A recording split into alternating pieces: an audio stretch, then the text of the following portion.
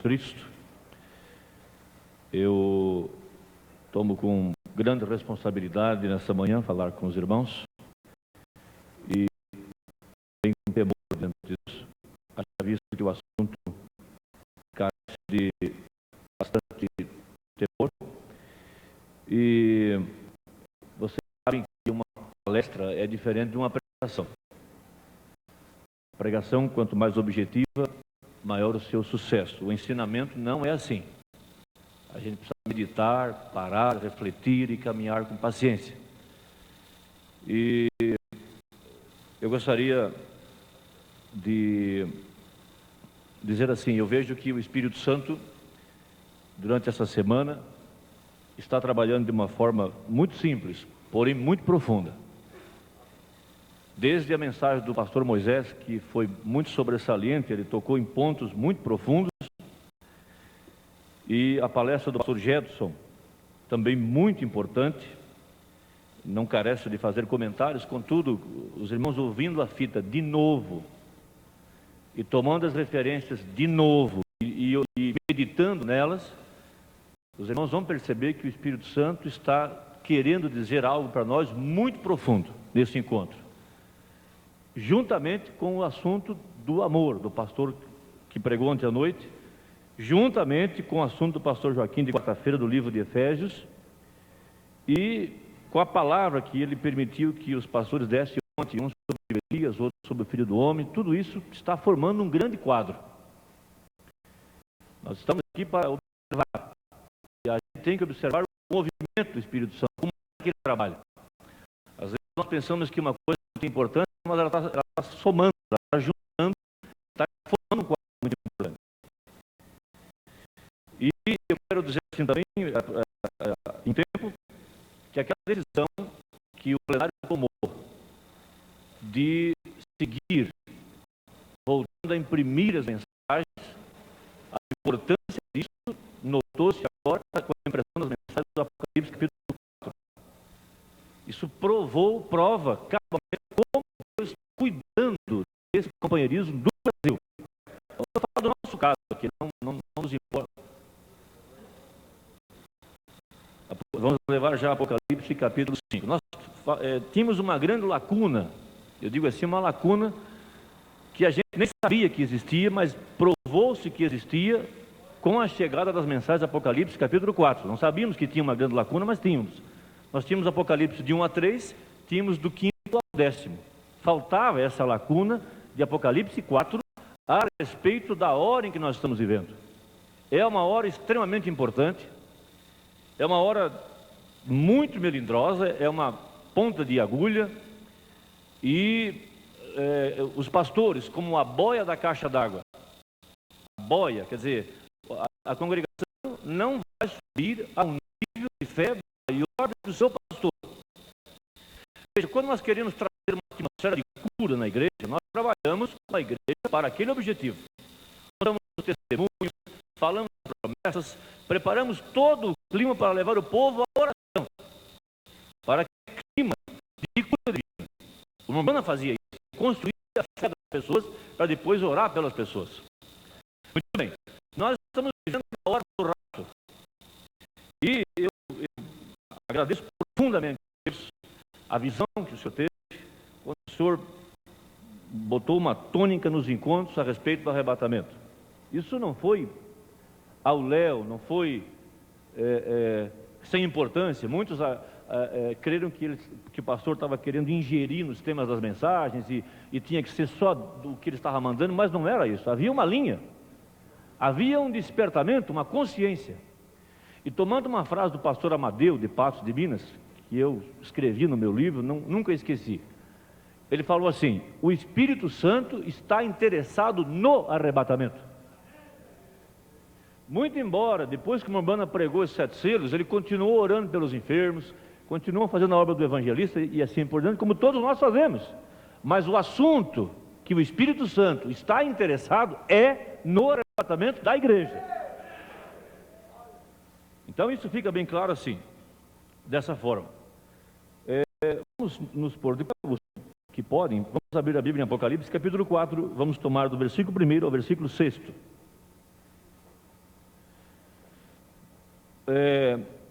se algum ponto ficar, eu tiver que falar muito rápido ou passar por cima, você depois ouça de novo a mensagem do pastor Jetson e do pastor Moisés.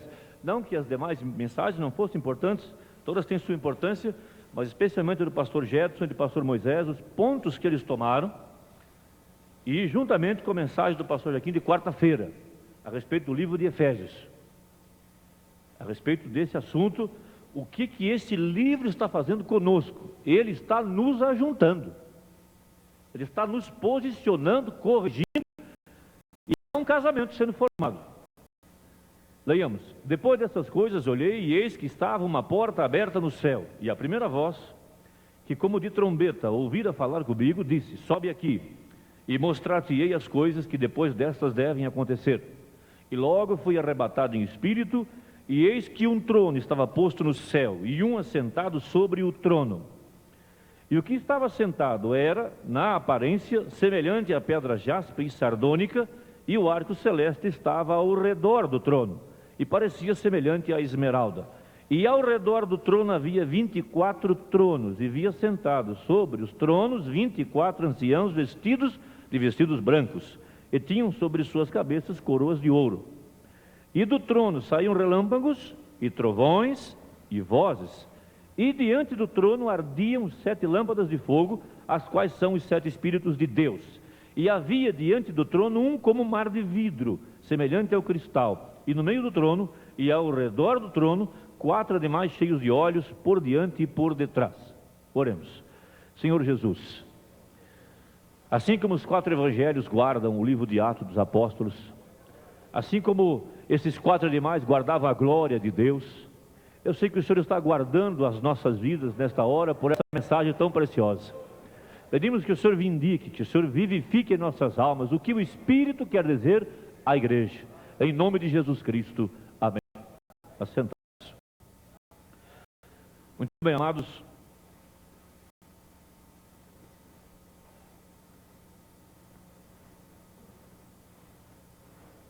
Nós estamos vivendo uma hora muito gloriosa, muito tremenda de todos os lados. É o tempo do fim. Nós podemos afirmar sem medo de errar, é o fim da era de Laodiceia. É o fim dos tempos. É o fim. Nós podemos afirmar sem medo de errar, sem receio de estar fazendo uma informação desencontrada. Nós estamos vivendo a hora do maior abalo que Deus já fez na terra. Apocalipse capítulo 4, primeira parte, a partir do versículo 147, depois você leia o contexto disso.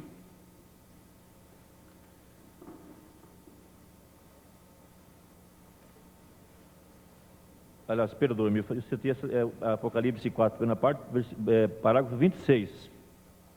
Primeira parte, 26. Esse grande abalo, esse abalo não é para o mundo, ou seja, para o cosmos, para a ordem social.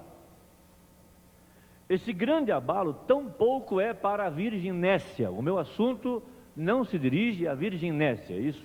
Isso não é matéria para essa palestra. Esse abalo é para o eleito, apenas esse grande estrondo que já veio do céu, muito bem colocado, era uma pedra solta, o pastor Jetson encaixou ela. Esse grande estrondo foi a revelação dos 7 trovões. Os 7 trovões é o que infundem esse grande batismo com o Espírito Santo na noiva, porque a fé de rapto está nas mensagens. Não será uma mensagem extra, e não será uma revelação coletiva que vai cair sobre o povo. Isso já está na mensagem. Isso é a revelação dos 7 trovões. Isso é o que os 7 selos contêm. E a revelação dos trovões é Cristo em vós. E que esse é um ponto claríssimo, e quero estabelecer isso já no começo, bem claro, não há dúvidas. Porque às vezes nós estamos colocando para frente algo que já está dentro. Está sendo usada uma frase aqui várias vezes: quando a noiva souber o que ela é. Nós estamos nessa fase, descobrindo o que somos. E estamos descobrindo o que somos porque estamos vendo o reflexo em alguém. O profeta disse que aquela águia do galinheiro, ela só soube quem ela era quando ela viu o reflexo dela na mãe. Agora, foi o grito da mãe que mudou ela? Foi o estrondo que deu no céu que mudou ela? Aquele estrondo fez ela conhecer quem ela era. E a mensagem do sétimo anjo está mostrando quem nós somos. Nós somos a herança de Deus. Somos os reais e verdadeiros filhos de Deus, predestinados desde antes da fundação do mundo e que estávamos na mente de Deus. A nossa redenção, ela não está se processando agora. A nossa redenção já foi processada. Nós só estamos reconhecendo. A obra foi consumada na cruz do Calvário. Agora ela foi feita desde antes da fundação do mundo. Agora leiamos aqui. O profeta cita o caso de João Batista, o Elias, que viria para abalar aquele sistema religioso. Contudo, ele está enfocando o próprio ministério dele. Parágrafo 26. Ali estava acontecendo um abalo, falando sobre João Batista, sobre o qual as pessoas nada sabiam. Eu quero pensar assim, que todos os pastores e obreiros que estão aqui dentro estão sendo abalados pela mensagem. Porque se você não for abalado, o seu povo não será abalado. Se você não subir em espírito ao dia do Senhor, o seu povo não vai subir. Eu vou repetir, se você não subir em espírito ao dia do Senhor, o seu povo não vai subir. O corpo físico de João estava na ilha de Patmos, mas aonde estava o espírito dele? O espírito dele, ele já estava arrebatado em espírito. E nós temos que estar arrebatados em espírito. E isso vai refletir-se numa vida vivida, a aplicação do sinal. Agora, se nós os pastores vivemos fora do espírito do rapto, jamais nossa congregação entrará no espírito do rapto. O nosso exemplo de vida, construindo, edificando, fazendo planos, como se Jesus viesse daqui a 100 anos. Como se ele viesse daqui a muito tempo na frente. A revelação dos 7 trovões provou a segunda vinda de Cristo. Porque quem revelou os 7 trovões foi Cristo em sua vinda. É isso que tem que ficar consciente. Porque às vezes os pastores estão levando a igreja a uma fé natural, apenas a uma fé para a cura divina. Porém ele falou que a fé de rapto é muito maior do que a fé para a cura divina. O nosso povo deve estar imbuído, envolvido, batizado com esse espírito de êxodo. Você está no espírito de êxodo? Você está arrumando as malas? Você está se desfazendo de tudo? Então veja, quando Israel estava voltando para a terra prometida, eles estavam no espírito de êxodo. Ninguém segurava um judeu fora de sua terra. Era um movimento dos judeus pelo mundo todo que alertou a população do mundo inteiro. E perguntavam a eles por que esse desejo de voltar para a terra prometida. É porque nós queremos ver o Messias. Eles estavam no espírito do êxodo. Agora, nós falamos em arrebatamento para o povo sem estar no espírito do rapto. Às vezes nós estamos pregando muitas coisas importantes e verdadeiras, mas aquilo põe o povo no espírito do rapto. João entrou nesse espírito. Ele entrou no espírito que nós devemos estar. Porque ele olhou 2000 anos para frente e viu o nosso dia. Essa que é a minha ênfase nessa manhã. Não querendo defender uma linha, o pastor Júlio quer defender uma linha dele. Não é isso. Pense, é importante esse assunto para essa hora? É o assunto da hora? Ali estava acontecendo um abalo sobre o qual as pessoas nada sabiam. Você anda pelas ruas e pergunta se o mundo religioso sabe do que nós sabemos. Pergunta ao mundo religioso o que eles sabem. Pergunta para eles o que é a luz do entardecer. O que é? O que é, esse é o tema de minha mensagem nessa manhã, o que é a luz do entardecer? Nós pregamos, haverá luz no entardecer, haverá luz no entardecer, e a mensagem trouxe luz ao nosso coração, e a mensagem é luz para nossas almas, e etc. Agora, o que é a luz do entardecer? O que é essa luz ali? O que ela é? Você fala, esse é o Senhor, mas o que ela significa para a igreja nesse momento que estamos vivendo? Quando Jesus veio, ele nunca apresentou a si mesmo no meio dos grandes nobres, ele veio para os seus, ele veio para aqueles que estavam buscando por ele. Para quem é o rapto? Para quem está buscando o rapto. Para quem é o arrebatamento? Para quem está arrebatado em espírito. Enoque viveu um clima de arrebatamento, ele estava à parte, ele viveu o mundo à parte.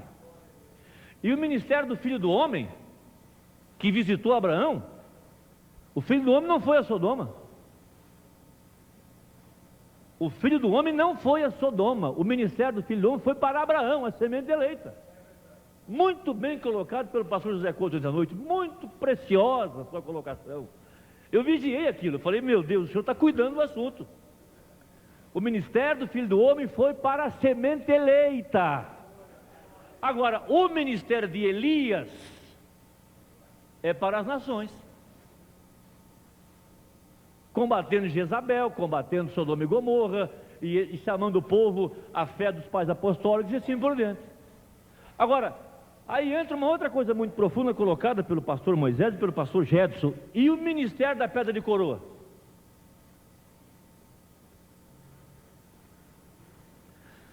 Essa mensagem das 7 eras da igreja, como nós a temos em mãos, ela foi escrita ou foi redigida e impressa no ano de 1964, depois que os selos já estavam pregados.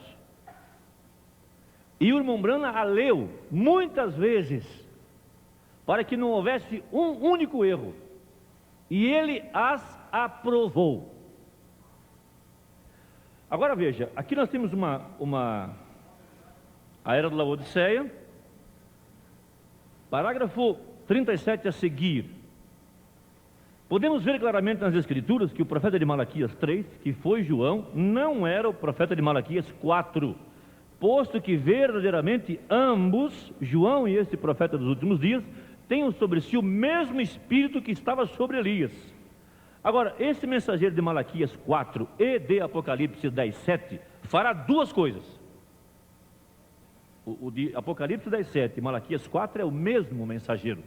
Agora veja, nós estamos vivendo no tempo em que todas as coisas estão sendo reunidas em Cristo. O irmão Branham reuniu nele o ministério de Malaquias 4, o ministério de Apocalipse 10:7. Estava nele. E também reuniu nele o ministério da pedra de coroa. O ministério da pedra de coroa é Cristo sobre a igreja. Não era apenas um homem, era Cristo sobre a igreja, que veio coroar o edifício. E como disse o pastor Gedson, essa mensagem é Deus. Isso nós temos que afirmar com confiança. Ela é Deus. E ninguém entende mais dos mistérios do que o William Branham. Coisa maravilhosa foi ver o pastor que pregou ontem à noite, pastor Boaz, trabalhar com a mensagem. Você viu que ele trabalhou com passos seguros, passo após passo, sem pressa, afirmando a confiança no que está escrito. Esse é um batismo que caiu sobre nós, graças a Deus. Quando veio aqui um pastor há muitos anos atrás, ele disse que no país dele, eles ensinam o povo a confiar em seus pastores, o que não está errado. Mas como é que esse povo vai vigiar o que está sendo pregado, se não tem a mensagem na mão para vigiar isso? É onde muitos ismos surgiram, quando o povo retém as mensagens da mão do povo, o pastor retém a mensagem da mão do povo, só ele lê, o povo não lê. É onde dá margem para ismos, para más interpretações, para tonterias, tolices no meio da igreja.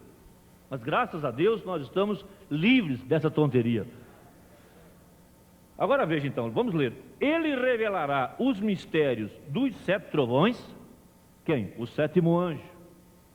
Ele revelará o mistério dos 7 trovões de Apocalipse 10. O que é o mistério dos 7 trovões? Os quais são as revelações contidas nos 7 selos. Então esse é o ministério do sétimo anjo. E o ministério do sétimo anjo é o ministério da pedra de coroa. É o que coroa a igreja, é o que batiza ela. Maravilhosa a pregação do pastor Moisés sobre as pirâmides. Quer dizer, aquela pedra de coroa era para ser colocada no tempo do fim. E ser colocada de que forma? Se aquelas pirâmides foram feitas pelo poder da palavra falada, então seria o poder da palavra falada que colocaria a pedra de coroa sobre o edifício, que é a mensagem do sétimo anjo, que é a terceira etapa. Quando ele disse, eu percorrerei novamente esse caminho, deu margem para algumas pessoas pensarem que o William Branham teria que ressuscitar e percorrer de novo esse caminho. Mas não era o William Branham, era quem estava dentro do William Branham, era a voz do sinal. Era a voz que estava por trás da trombeta que ia percorrer novamente esse caminho. Agora esta voz que está soando através do quinto de Efésios, está soando pelo corpo de Jesus Cristo. Esse corpo de Jesus Cristo, essa voz é a voz de arcanjo. Porque a voz de arcanjo primeira, ela é efetiva para quem está vivo sobre a terra. E do corpo de Jesus sai a voz para chamar os mortos da sepultura. Vai sair da onde? O mesmo Senhor. Ele executa 3 coisas em sua vida. Primeiro, alarido. Segundo, voz de arcanjo. E terceiro, trombeta de Deus. Mas é a mesma voz. É a mesma voz que disse, sai dela, povo meu. É a mesma voz que disse, Lázaro, vem para fora. Se você observar bem, ele não foi naquele sepulcro e disse, mortos, saiam para fora. Ele não disse isso. Se ele dissesse isso, todos os mortos teriam ressuscitado. Mas ele foi lá e chamou pelo nome, Lázaro, vem para fora. Porque ali está o poder da vida. Agora, essa mensagem não diz assim, saiam todos da Babilônia. Ela não diz isso. Ela fala, sai dela, povo meu. É o único que ouve a voz. Digamos que o embaixador do Brasil fosse na Espanha, como representante legal, e dissesse assim, brasileiros, deixem a Espanha. O chileno não ia ouvir, o francês não ia ouvir, o americano não ia ouvir, mas os brasileiros iriam ouvir, porque a voz era para brasileiros. Do mesmo modo, essa voz está chamando aqueles que têm seu nome no livro da vida do Cordeiro. É certo que há uma multidão mista, que vem por causa dos sinais, mas entre esses chamados estão os escolhidos. Agora veja, serão estes mistérios verdades, parágrafo 38, revelados divinamente, que converterão os corações dos filhos aos pais de Pentecostes. Será exatamente assim. 39. Mas considere isso também. Esse profeta mensageiro será em sua natureza e seus modos como foram Elias e João. O povo do dia desse profeta mensageiro será igual ao povo dos dias de Acabe e também de João. E sendo somente o coração dos filhos os que serão convertidos. Nós podemos dizer assim, serão somente os filhos que terão a mensagem aplicada em sua vida, o sinal. Então serão somente os filhos que escutarão. Nos dias de Acabe houve somente 7.000 israelitas de semente verdadeira. Nos dias de João também houve muitos poucos. Eram ambas as eras, o povo estava na fornicação e idolatria. Agora, parágrafo 44. Aqui está o destaque então sobre o assunto. O assim diz o Senhor permanece por meio de sua palavra, que não falha, e permanecerá e será vindicada. Há um profeta mensageiro para essa era. Baseando-me unicamente no comportamento humano, qualquer pessoa sabe que onde há muitas pessoas, há também opiniões divididas acerca de pontos menores de uma doutrina maior, na qual todos concordam. Quem, pois, terá o poder da infalibilidade, o que há de ser restaurado nessa última era? Eu vou repetir. Quem, pois, terá o poder de infalibilidade, o qual há de ser restaurado nessa última era? Quem, pois, terá o poder de não falhar? Quem, pois, terá o poder de não falhar nessa era em que estamos vivendo? Que líder, que mensagem será tão exata e tão perfeita que não haverá uma única falha nela? Porque essa última era voltará a manifestar a noiva da palavra pura. Se Lutero foi justificação, Wesley foi santificação, os pentecostais com batismo com o Espírito Santo, o que é que sobrou para nós então? Já se perguntou isso? Se Lutero foi justificação, Wesley foi santificação, os pentecostais batizam com o Espírito Santo, o que é que sobrou para nós agora? Que parte cabe a nós? Quer dizer, sobrou para a noiva a era da pedra angular. Esta pedra angular é Cristo em sua totalidade sobre seu corpo. Agora, quem traz esse batismo sobre a noiva? Olha só, a palavra pura, isso quer dizer que teremos de novo a palavra, como foi dada e entendida perfeitamente nos dias de Paulo. Vou lhe dizer quem terá esse poder. Será um profeta tão cabalmente vindicado que qualquer outro profeta em todas as eras, desde Enoque até hoje. Quer dizer, o sétimo anjo seria, vamos usar essa expressão, o mais importante, o mais correto, o de maior destaque, o de maior relevância, de Enoque para cá. Parágrafo 44, a era de Laodiceia. Porque este homem, falando do sétimo anjo, este homem, de fato, terá o ministério profético da pedra de coroa. O que é a pedra de coroa? Já não era mais William Branham, já era o filho do homem atrás de um véu. Já era o Deus profeta encarnado como apareceu para Abraão. Já era Deus encarnado cumprindo o mesmo sinal de Sodoma. Enquanto dois anjos estavam pregando para os sodomitas, o próprio Deus estava pregando para a semente eleita. Enquanto Oral Roberts e outro, Billy Graham, está pregando para os sodomitas, quem está pregando para nós? Quem é que está pregando para a semente eleita?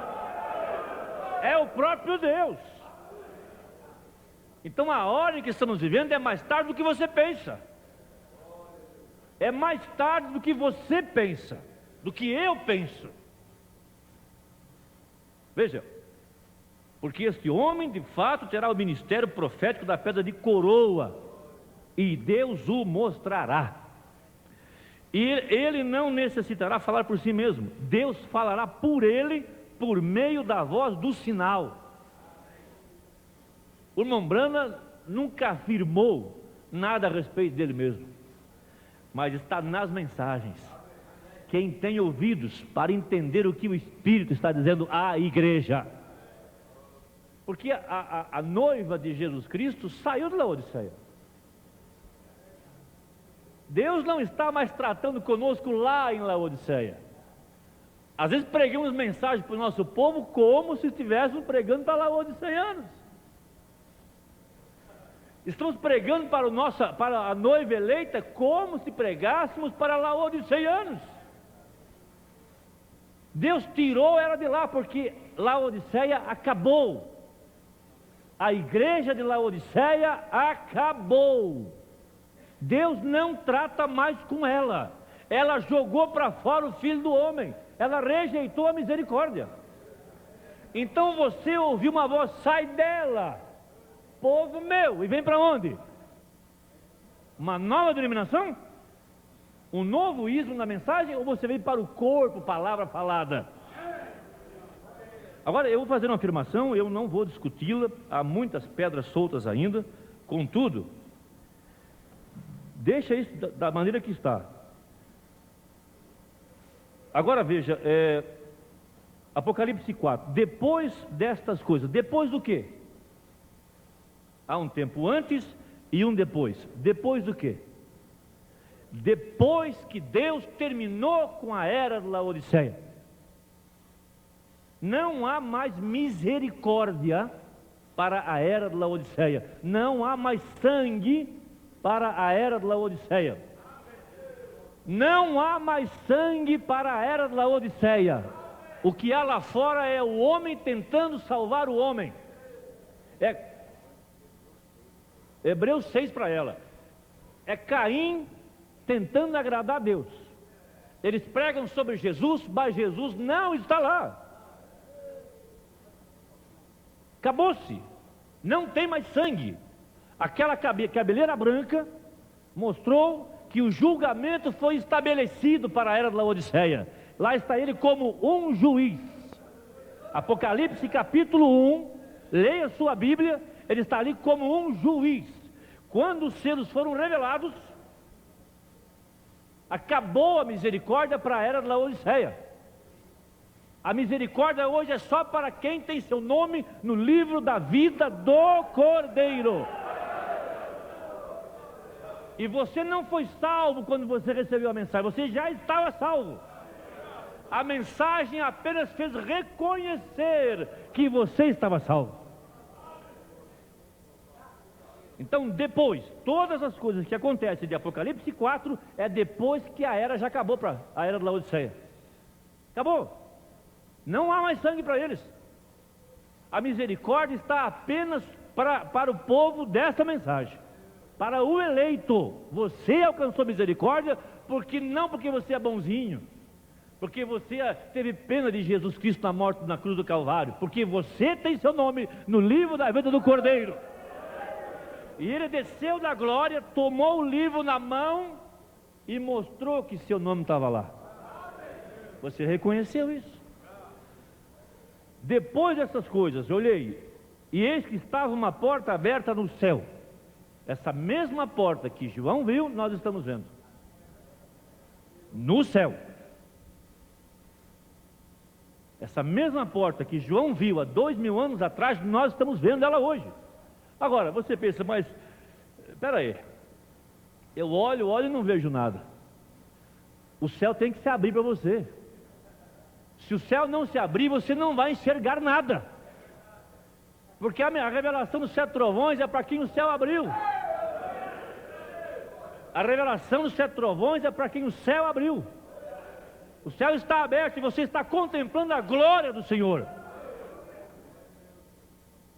Veja, depois dessas coisas olhei e eis que estava uma porta aberta no céu, e a primeira voz, que como de trombeta ouvira falar comigo, disse: sobe aqui e mostrar-te as coisas que depois destas devem acontecer. E logo fui arrebatado em espírito. Para você ver o arrebatamento, você tem que estar no espírito do rapto. Chega uma pessoa aqui doente, enferma, se ela não entrar no espírito de cura divina, de fé, ela não é curada. Se essa mensagem está nos elevando para cima, olha para cima, você tem que olhar para lá. Agora, você sente-se chamado como ministro, correto? Se fosse pedir, todo mundo levantaria a mão. Você sente-se chamado para o arrebatamento? Você está ouvindo uma voz subir para cá? Você está ouvindo essa voz subir para cá? Você está ouvindo essa voz para deixar essa terra? Porque agora é um êxodo. Lá atrás essa luz desceu para tirar o povo do Egito e levar para uma terra natural. Agora essa luz desceu para tirar-nos dessa terra e levar-nos ao milênio. O espírito de saída. Êxodo. Vamos embora.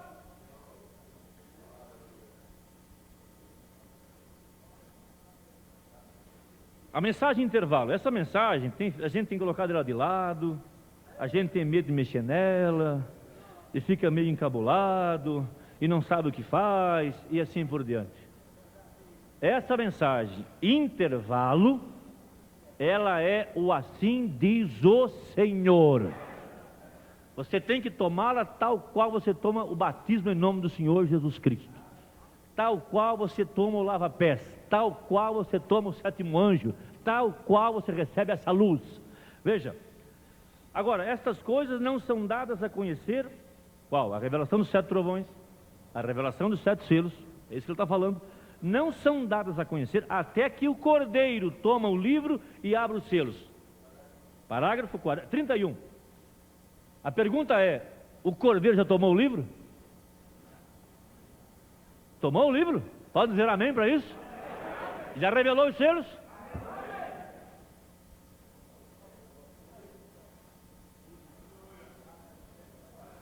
Ele tomou o livro, revelou os selos. Para quem que o selo não está aberto? Para os que se perdem. Mas para você que o céu se abriu, você já viu a revelação. E a revelação dos selos é o estrondo que põe em você um grande batismo com o Espírito Santo para tirar você da terra. O que é que tira você da terra? É receber a revelação dos 7 trovões. Enquanto você não receber essa revelação, você vai estar grudado na casa que você está fazendo, no sítio que você comprou, e aquilo outro.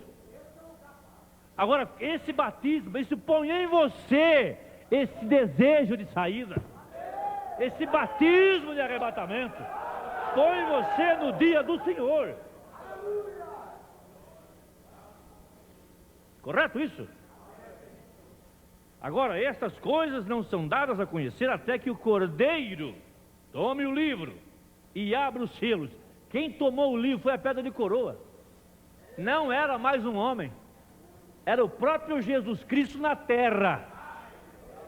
Agora, revelado em simplicidade. Quem é a luz de entardecer? Você vai perceber que os céus manifestam a glória de Deus. Isso vai ficar tão simples, tão simples, tão simples. Veja, porque recorde que o livro estava retido por aquele que estava sobre o trono, e o Cordeiro chega ante ele, se assenta sobre o trono e toma o livro da sua mão direita. Ali está ele como o Pai, como o juiz supremo. Deus colocou todo o julgamento sobre ele. O julgamento para esta terra está estabelecido pela mensagem do 7º anjo.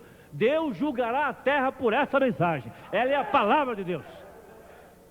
Deus vomitou da sua boca o sistema laodiceiano. Está vomitado. Deus rejeitou completamente. O Filho do Homem foi colocado para fora. A era acabou-se. Deus não trata mais com aquele sistema. Eles podem falar de Jesus, eles podem jejuar 30 dias, eles podem fazer o que quiserem. Deus não está mais lá. Não há mais salvação fora da mensagem. Ou melhor, não há salvação a não ser para o eleito. Arrebatamento somente para o eleito. Veja.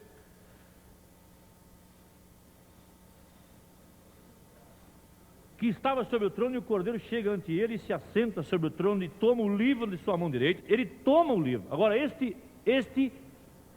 é muito profundo. Isso não é coisa simples, é muito profundo. E trataremos de esclarecer com a ajuda do Espírito Santo. Estamos confiando que nos ajudará. Veremos mais adiante que é o tempo do fim. Quando o tempo terminará, não há denominação que tenha o direito de interpretar o livro, nem tampouco há homem algum que tenha o direito de interpretação. William Branham não interpretou o livro de Apocalipse. Não interpretou. Ninguém tem esse direito. Unicamente o Cordeiro tem esse direito.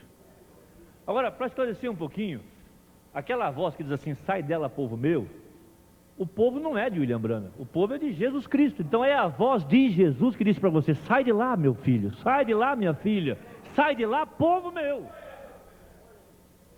Ele é quem fala a palavra e é o mesmo que a dá a conhecer, vindicando-a e trazendo-a à vida. Exatamente. E estas coisas não são reveladas, senão depois que as eras da igreja e as eras denominacionais hajam terminado. Quando se acabar o tempo. Acabou o tempo. Agora só o rapto. Nós somos a geração do arrebatamento. Nós somos o povo que vimos todos os sinais. Todos. A nuvem no céu, Israel em sua terra, Sodoma e Gomorra e assim por diante.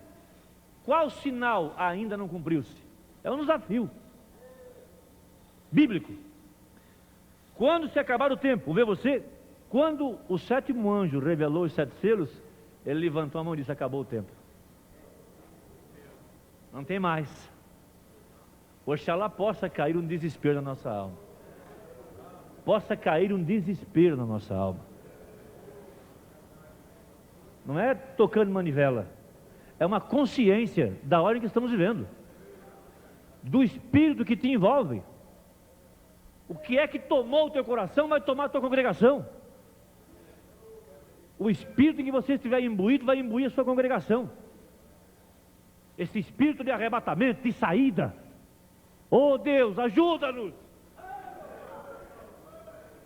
Quando se acabar o tempo, isto só é revelado depois que houverem terminado as eras da igreja e as eras denominacionais. Por isso esse assunto está tão enredado hoje. Agora, isso carece de um estudo mais profundo, mas eu quero chegar num ponto. Apocalipse capítulo 4, segunda parte. Apocalipse capítulo 4, segunda parte, parágrafo 67. Oh, cada cristão, a própria voz, Charlie, que te convocou um dia lá embaixo, em Kentucky, para voltar, é a mesma voz que te convocará, suba. A mesma voz do alarido é a mesma voz de arcanjo. É a mesma voz que está botando em teu coração esse desejo de saída. Veja, é a mesma voz. Não está você feliz por isso? A voz que disse, volte, é a mesma voz que disse, suba. Oh, que coisa! Ali, que convocações. Você sente-se convocado para o arrebatamento? Você sente uma convocação em sua alma para o arrebatamento? Você está no espírito do dia do Senhor? Você vê o cumprimento das profecias e você tem discernimento a respeito da hora que estamos vivendo e assim por diante. Agora, na mensagem Apocalipse capítulo 4, apenas para reafirmar isso, para deixar bem claro, parágrafo, a primeira parte, parágrafo 151 e 151 a 155. A mesma voz que convocou João para subir, a mesma voz que disse a João, suba. Veja, João está representando a noiva raptada. Foi dito de João, se eu quero que ele fique até que eu venha, o que te importa? Então, o livro de Apocalipse é a revelação da segunda vinda de Cristo. Foi o que João viu. João viu isso, e ele escreveu isso num livro, e mandou às 7 igrejas. Então veja, essa voz é a mesma voz. Agora, nos dias da voz, que voz é essa? Quem estava atrás do sétimo anjo? Que voz era essa? Essa é a voz que diz para você, sai dela. É a mesma voz que diz, suba aqui. Você está sendo chamado a uma vida separada, mais alta, a uma vida de arrebatamento. Como falou o pastor Joaquim, se você quiser falar comigo, suba mais alto. Mais alto. Mais para cima. Irmão, na primeira etapa da arca, ficavam os animais rastejantes, na segunda, mas na terceira, quem estava lá? Estava Noé e sua família. Você tem que subir a essa etapa, é véu adentro. Véu adentro é para quem é chamado. Quem tentar entrar véu adentro sem a chamada, não tem misericórdia lá atrás. Há muita gente tentando entrar na mensagem do irmão Brana, viver essa mensagem, mas ele não é chamado, a mensagem é morte para ele. O fogo do altar queima-o. A diferença está na chamada. A mesma voz que convocou João para subir, a mesma voz que disse a João suba, é a mesma voz que convocará a igreja algum dia. Amém? Veja, amém? Convocará a igreja. Também a mesma voz que convocou João para subir, é a mesma voz que convocou Lázaro para sair da sepultura. Parágrafo 152. A mesma voz de arcanjo. Cristo é a voz de arcanjo. Cristo é a voz de arcanjo, a voz de arcanjo. Correto? O irmão Brana é Cristo para esta era. Isso é difícil dizer, mas a palavra Cristo quer dizer ungido. Ele é o Cristo para esta era. Não que ele é Jesus Cristo, como você também não é, mas dentro de você está Jesus Cristo, e você é o corpo de Jesus Cristo. E a sua congregação está ouvindo a tua voz, mas quem está atrás da tua voz? Quem está dizendo, sai dela, povo meu? Se você não crê que a voz de Deus está soando por você, você é um incrédulo, deveria descer do púlpito. Parágrafo, eventos esclarecidos pela profecia. Parágrafo 69. Agora, os crentes podem ver a palavra feito carne na sua geração. Deus falando, muito obrigado. A condição para tomar a ceia é para quem discerne o corpo do Senhor. Há muita gente sem discernir o corpo do Senhor. Vem para a ceia, sai de lá doente, mais fraco, ou então dorme. Agora veja, aquela voz da trombeta de Cristo convocou João para subir. A mesma voz convocou Lázaro.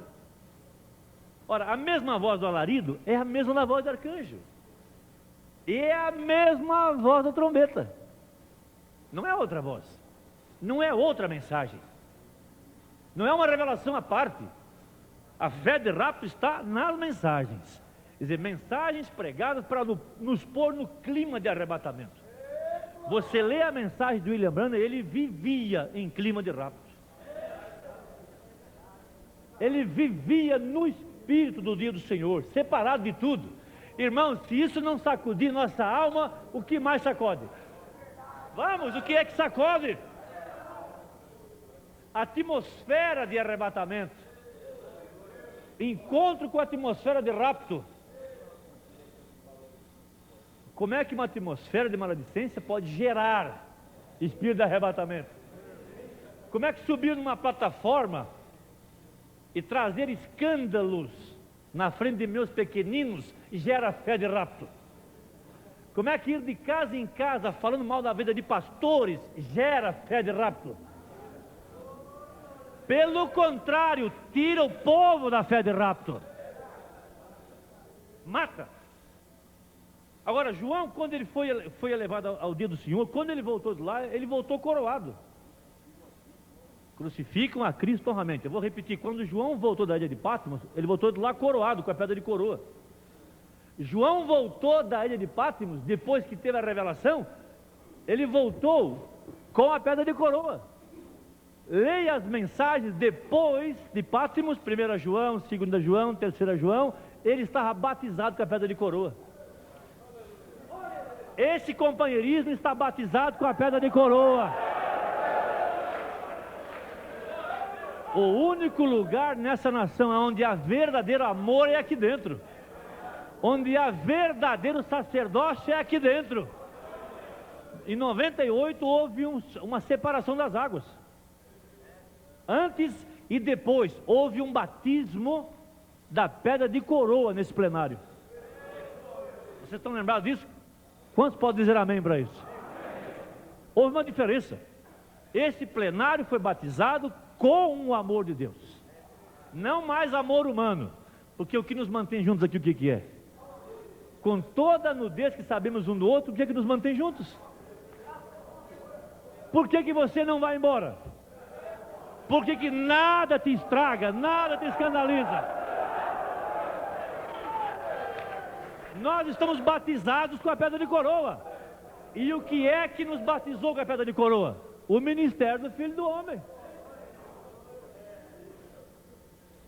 Se isso não descesse sobre nós, a pedra de coroa, nós teríamos nos estraçalhado, dispersados.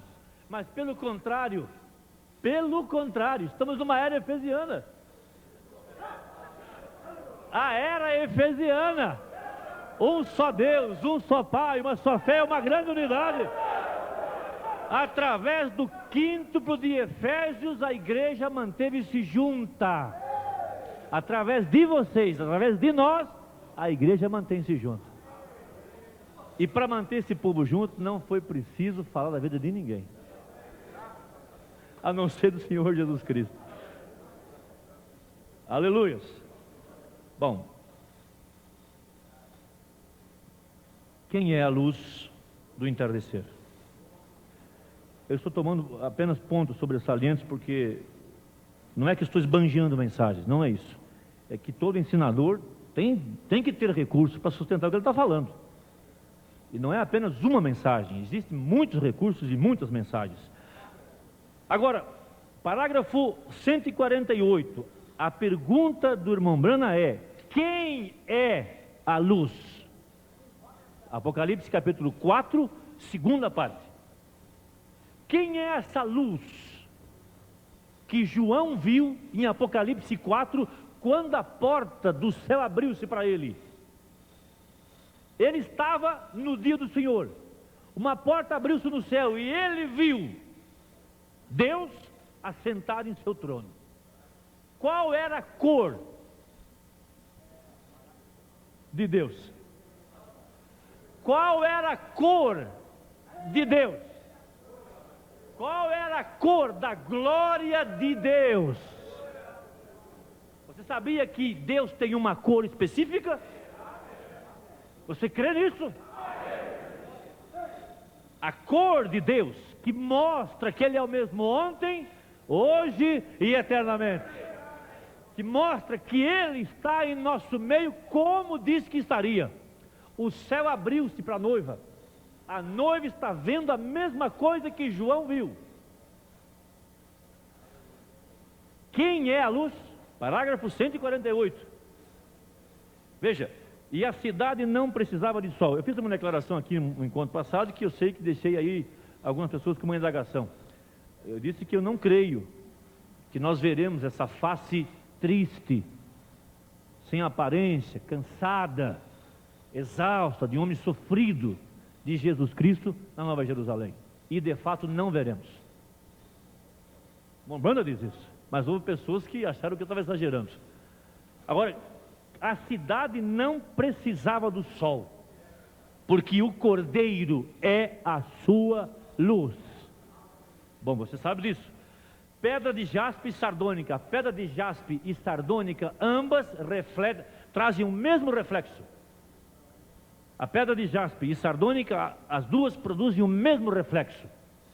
Isso mostra que Ele é o mesmo ontem, hoje e eternamente. Ele é o primeiro e Ele é o último. Ele é o A e Ele é o Z. A mesma luz que apareceu no Éden, a mesma luz da sarça ardente, a mesma luz do caminho de Damasco, é a mesma que está conosco hoje e é a mesma de Apocalipse capítulo 20. É a mesma. E é a mesma da fotografia. É a mesma. Veja, a glória de Jesus Cristo é a sua igreja. Ele foi o primeiro, o que era ele? Ele foi o princípio do tempo, ele é o fim do tempo, ele foi o primeiro dos patriarcas, ele é o último dos patriarcas, ele era a igreja que havia reticências. Veja, o espírito que estava na igreja de Éfeso, ele é o espírito da igreja em Laodiceia. Ele é o primeiro e último de A a Z, primeiro, último. aquele que era e virá, raiz e descendência de Davi, a estrela da manhã, o lírio do vale, a rosa de Saron. Existem 400 e tantos títulos na Bíblia que lhe pertencem. Simplesmente pense nisso, o que ele era.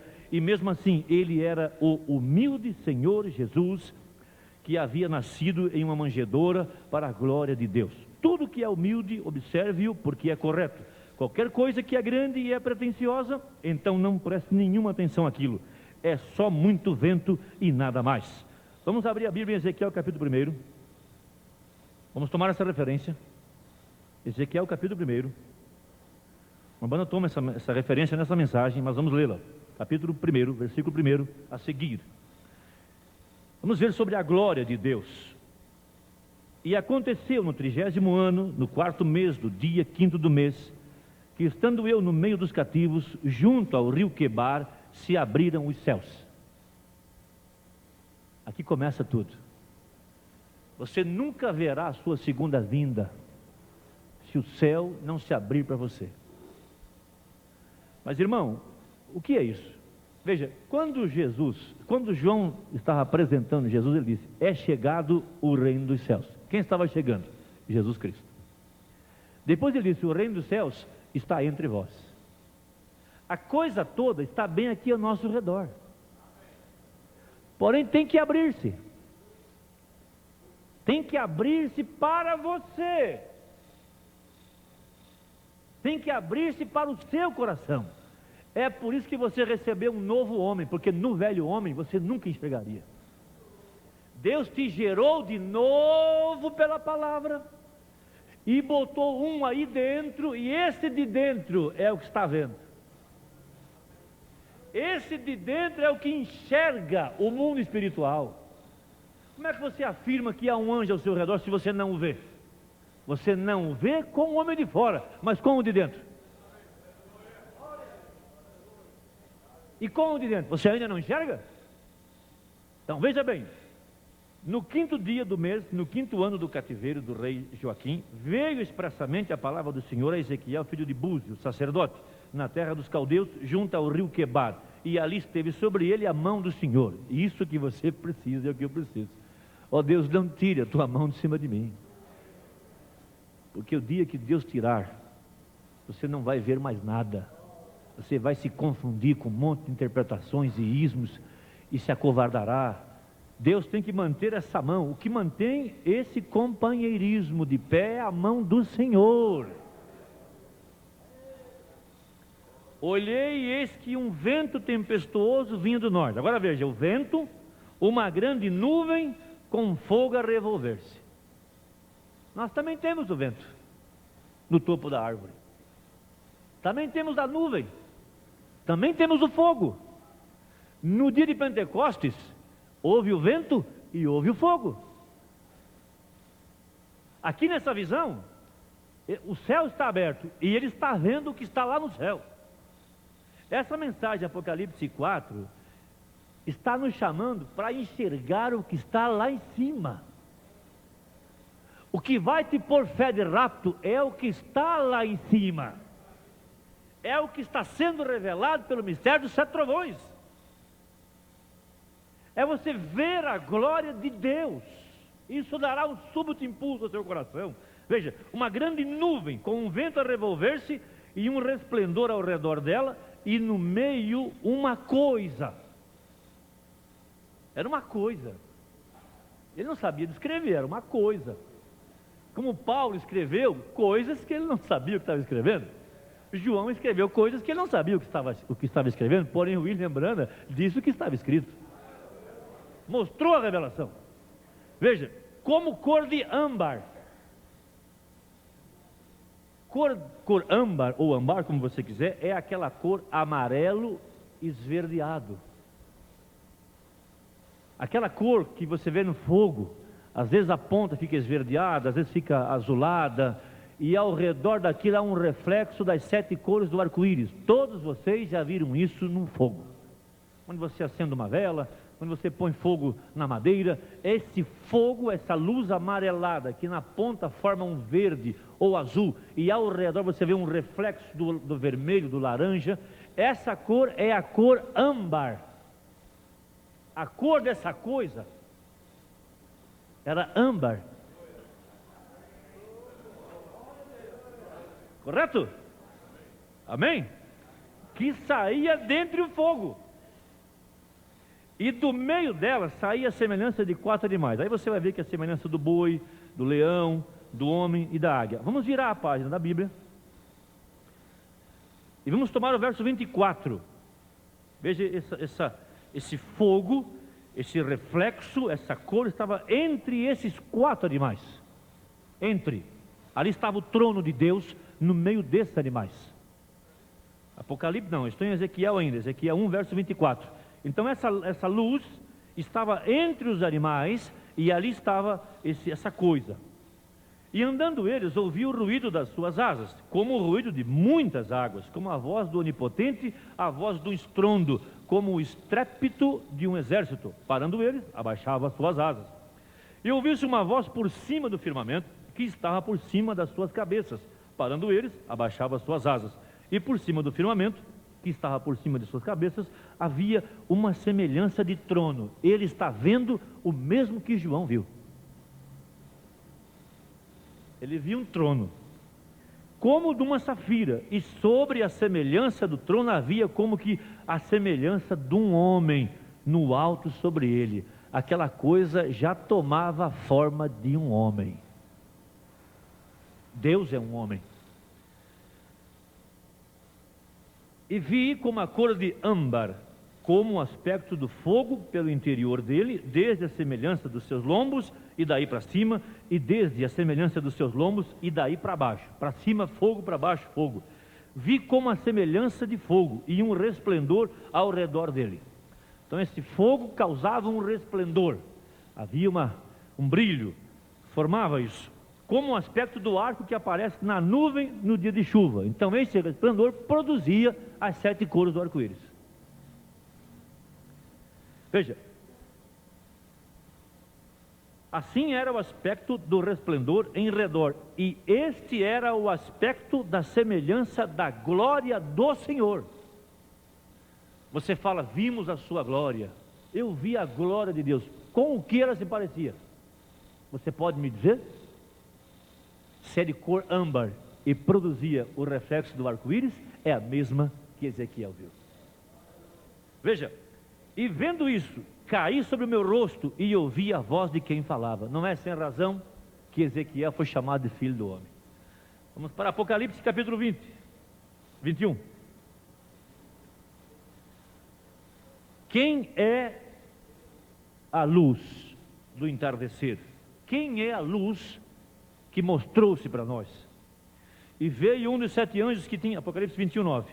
E veio um dos 7 anjos que tinha 7 taças cheias de das últimas 7 pragas, e falou comigo, dizendo, vem, mostrar-te-ei a esposa, a mulher do Cordeiro. E levou-me em espírito a um grande e alto monte, e mostrou-me a grande cidade, a Santa Jerusalém, que de Deus descia do céu, e tinha a glória de Deus. E a sua luz era semelhante a uma pedra preciosíssima, como uma pedra de jaspe, como cristal resplandecente. Ele tinha visto aqui na terra essa pedra. E quando ele viu a glória de Deus, o brilho da glória de Deus era o mesmo brilho que produzia a pedra de jaspe. E tinha um grande alto muro com 12 portas, e nas portas 12 anjos, e nomes escritos sobre elas, que são os nomes das 12 tribos de Israel. Parágrafo 158 da mensagem, Apocalipse capítulo 4, segunda parte. Observem, vocês estão prontos? Ouçam, guardem isso agora. Isso aqui não é para ganhar almas, não é para evangelizar, é para você guardar no seu coração, é te colocar fé para o arrebatamento, de que de fato esse que está conosco é o Senhor Jesus Cristo, é a pedra de coroa que desceu para coroar a igreja. Parágrafo 158 da mensagem, Apocalipse 4, segunda parte. Apenas recordem para que vocês saibam, ouçam, quero dizer apenas, veja, segure a fita, ela está liberada para a igreja, observe isso, agora, para que você possa saber que a cor da luz, 158, que a cor da luz que está com o Senhor. Veja, João viu o céu aberto, Ezequiel viu o céu aberto, e ele viu a glória de Deus. Ela saiu lá de trás e mostrou-se para ele. Correto isso? Agora, para que você possa saber que a cor da luz que está com o Senhor era, e a luz do Senhor que segue o Senhor, isto é o Senhor. É âmbar, verde amarelado. Esta é a mesma cor da luz que está conosco hoje. O céu abriu-se, ele sai lá de trás e mostra sua glória para a sua igreja, para provar que ele é o mesmo ontem, hoje e eternamente. E essa luz estava no meio dos animais, guardando o trono de Deus. Veja, esta é a mesma cor da luz que está conosco hoje. Como os cientistas tiraram sua fotografia? Verde amarelado, âmbar. O que isso quer te dizer? O que isso quer me dizer? O que isso significa? Será que Deus apenas bateu foto com o irmão Brana? Será que Deus apenas veio bater uma foto com o irmão Brana? Ou ele veio mostrar sua glória para nós, tal qual João a viu no dia do Senhor? Ele viu uma porta aberta no céu, ele olhou para lá e viu um no trono. É o mesmo que você tem visto. Você não viu três, você vê um só, o Senhor Jesus Cristo.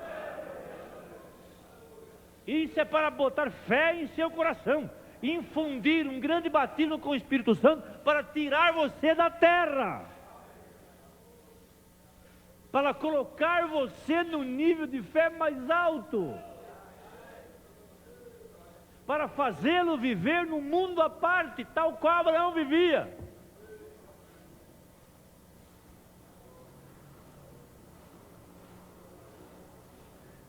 Veja, ele disse, quando ele viu isso, parágrafo 160, dos lomos da criatura vivente que se colocou em sua presença, dos lomos para cima, era semelhante ao fogo, uma luz de seus lomos para baixo, coberto com luz, e ao redor de tudo havia muitas cores, como de um arco-íris. É isso correto? Agora, eu quero encerrar com Mateus capítulo 16.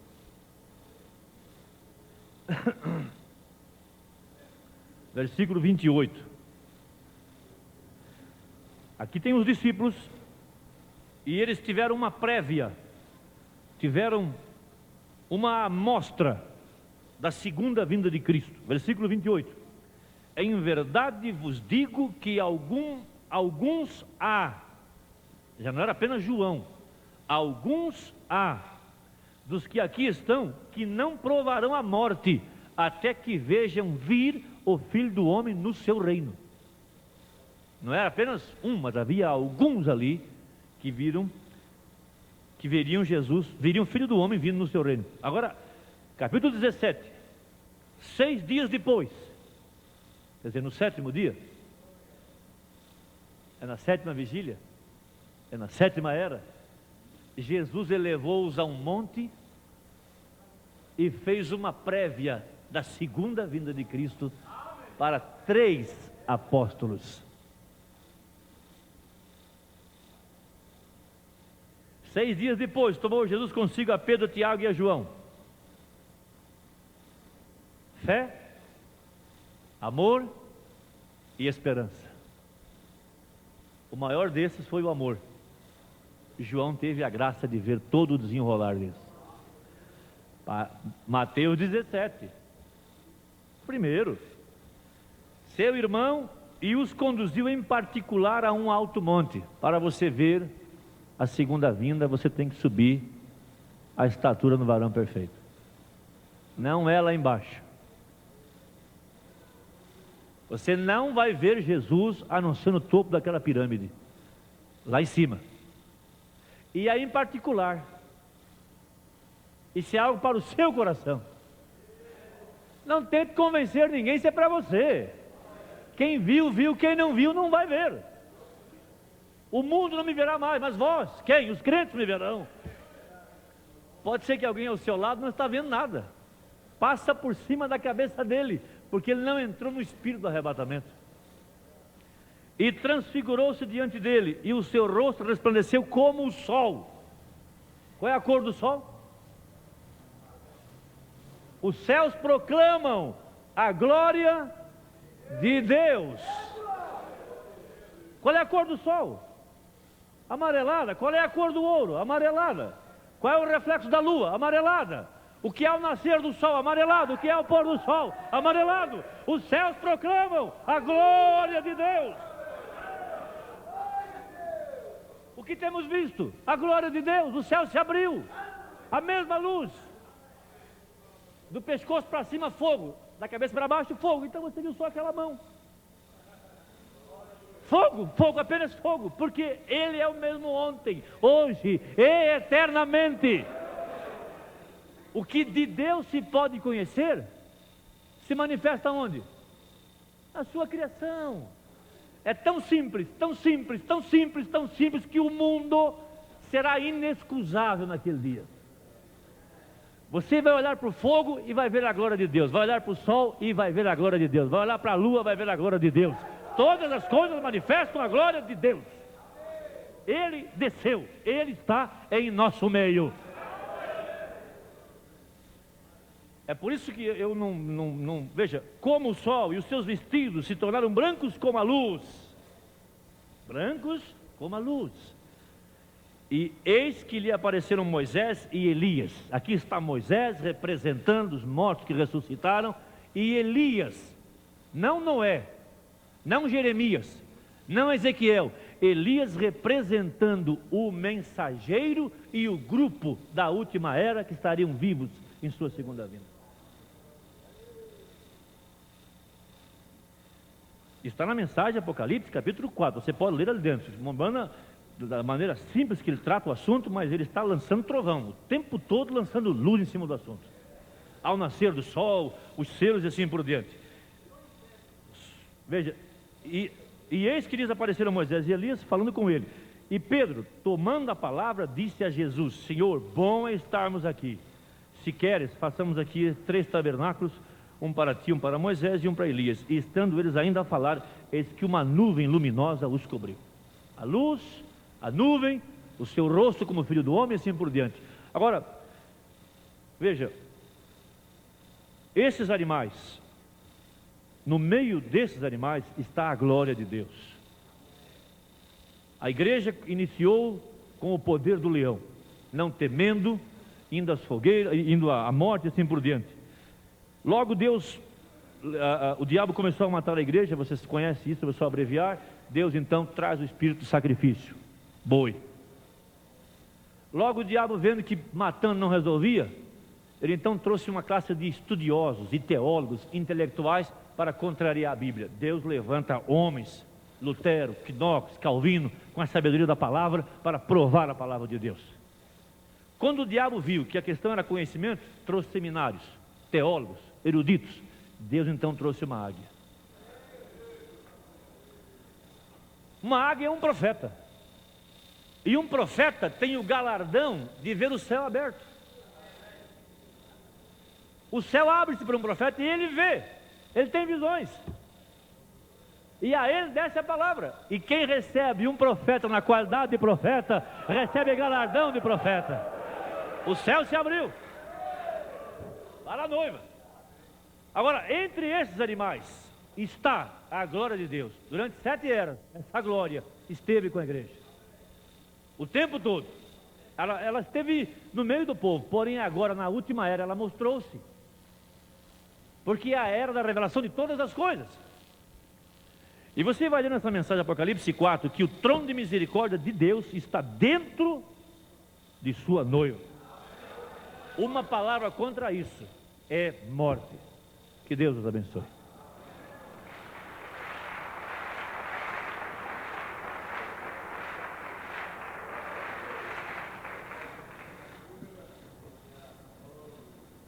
Não só nas nuvens, no céu a gente vê o arco-íris, mas também você lavando um carro, assim, uma mangueira, você vê essas 7 cores no sol, formando o arco-íris. resumindo em uma cor só, que é essa âmbar. É maravilhoso isso. Agora, eu estava pensando assim, a gente desafia o mundo que vive de informações. Eu desafiei o irmão José, Brana, Billy Paul, ver se Billy Paul esteve aqui, se ele tem coragem de dizer que ele viu uma denominação aqui. Ele entrou aqui, ele esteve conosco.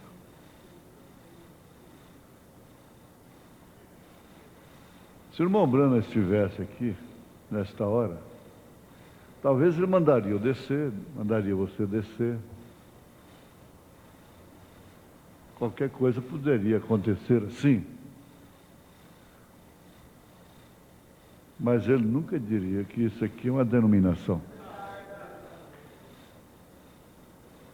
Qualquer pessoa que tem o Espírito Santo, que vem numa reunião dessa, tem coragem de dizer, depois, que é denominação?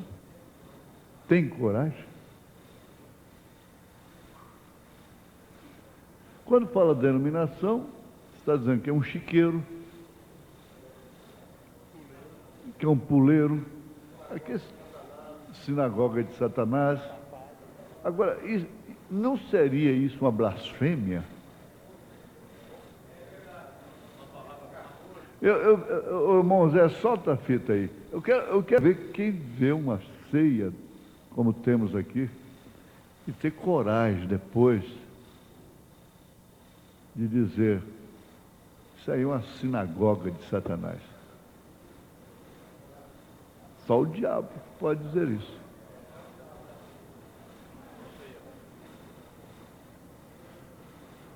Eu tenho dito, olha, ninguém impede as pessoas viverem a mensagem, porque nós temos colocado cada mensagem nas mãos de cada pessoa. Viva a mensagem, viva. Ela está aí na sua mão. Obreiro, viva a mensagem. Não se comprometa.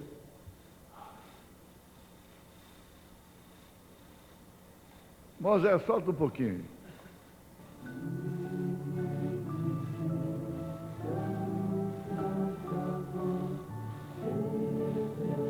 Mancos, aleijados,